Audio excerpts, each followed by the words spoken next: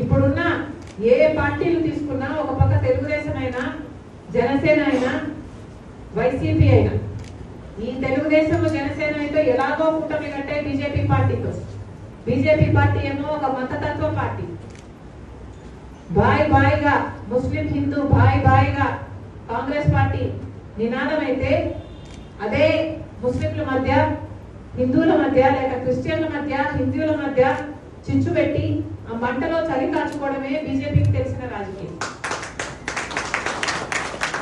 ఎట్లయితే బ్రిటిష్ వాళ్ళు divide and rule అని పద్ధతి అనుసరించారో, అదే డివైడ్ అండ్ రూల్ మతం పేరుతో డివైడ్ చేయాలి.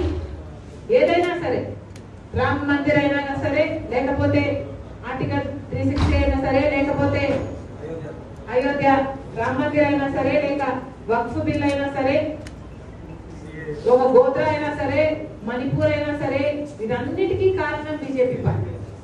మతం పేరుతో చిచ్చు పెట్టాలి, ఆ మంటలో వాళ్ళు చలిగాచుకోవాలి. ఇదే బీజేపీ రాజకీయం. కాబట్టి రాజశేఖర రెడ్డి గారు అంతగా వ్యతిరేకించారు.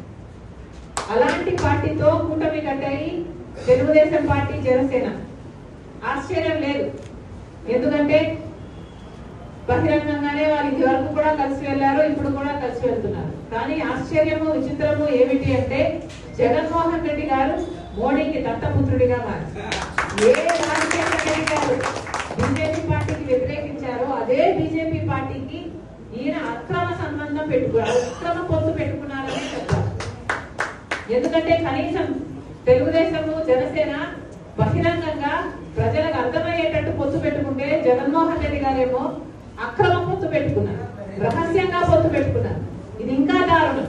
అది కూడా రాజశేఖర రెడ్డి గారు కొడుకయ్యింది. కాబట్టి ఇవన్నీ విషయాలు మనం ప్రజల్లోకి తీసుకువెళ్ళాలి. జగన్మోహన్ రెడ్డి గారు, చంద్రబాబు గారు ఇద్దరు ముస్లింలకు, మైనారిటీలకు వ్యతిరేకులే.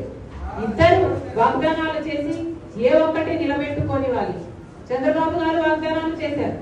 5 లక్షల ఉపాధి హామీ అన్నారు ముస్లిం బిడ్డలకు, లేకపోతే 50 ఏళ్లకే పెన్షన్ ఇస్తామని చెప్పారు, లేకపోతే ఎన్నో వాగ్దానాలు ఇలాంటివి చేసి కూడా ముస్లింలకు విస్మరించారు. మరి జగన్మోహన్ రెడ్డి గారు ఏమైనా వాగ్దానాలు నిలబెట్టుకున్నారంటే, 45 సంవత్సరాలకే పెన్షన్ ఇస్తారన్నారు.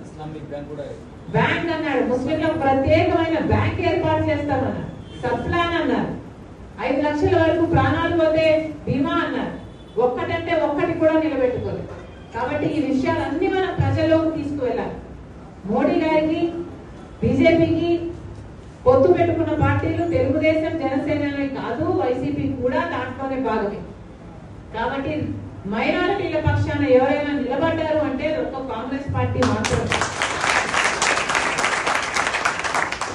ఈ విషయాలన్నీ మనం ప్రజల్లోకి తీసుకువెళ్ళాలి, బలంగా తీసుకువెళ్ళాలి. మన ఓట్ బ్యాంక్ ను పెంచుకోవాలి. ప్రత్యేకమైన దృష్టి పెట్టండి. ఈ డిపార్ట్మెంట్ కి ఒక అర్థం ఉండాలన్నా, లేక మీ పదవులు రేపు మీరు తీసుకోబోయే పదవులకు అర్థం ఉండాలన్నా మీ పనితనం ఉండాలి. మీరు పని చేయకపోతే ఈ డిపార్ట్మెంట్ వృధానే, పదవులు వృధానే. నేను పని చేయకపోయినా, మీరు పని చేయకపోయినా మనం ఉండి పనికిరాని వారంగా ఉండిపోవాలి.